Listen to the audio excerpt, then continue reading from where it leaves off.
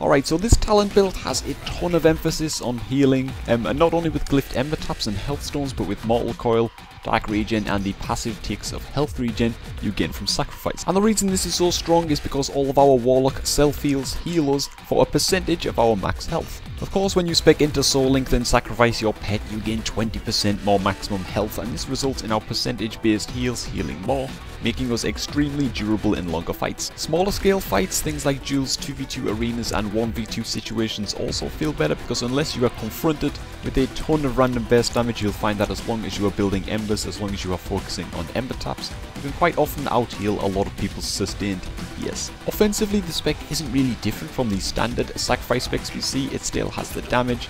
Only difference is that I feel it slightly favours Mortal Coil instead of Shadow Fury for the bonus heals to an already inflated health pool. Stronger against less enemies, but without the Shadow Fury stun it is weaker against large groups. And this is the first weakness of the build I want to mention. Not speccing it to Shadow Fury means you're going to struggle a lot more in big BG team fights or 5v5 arenas, for example. Even splitting a Mortal Coil into 2 with Havoc just can't stack up to stunning 3, 4 or 5 targets at once with a Shadow Fury. Another weakness of the spec, sort of tying into the first one, is its vulnerability to heavy burst damage gain.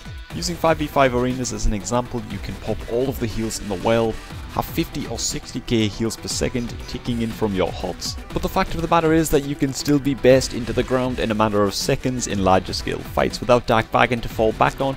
There isn't a whole lot you can do but spam out your heals and hope they are enough, while our Warrior and DK are chomping down on you with all of their cooldowns. The ultimate question is though, was the spec fun? And I would have to say yes. It's not the most groundbreaking, earth-shattering fun talent build, but it's about as fun to play as the more standard Sacrifice Dark Bargain build. I might even say it's a little bit more fun to play in 2v2 arenas, especially if you're playing a double DPS comp. There's just something amazingly epic about kiting around, healing up behind pillars, while your partner peels for you, then finally popping out when the time is right to win the game with his CC chain and some coordinated burst. So yes, I'd recommend testing out the spec for anyone tired of the Dark Bargain build.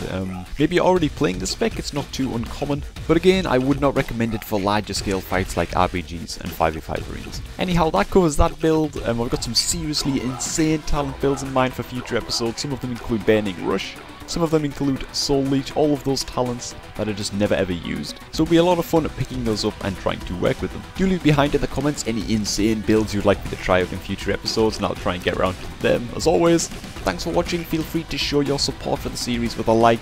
Stay destro, and I will catch all of you guys later.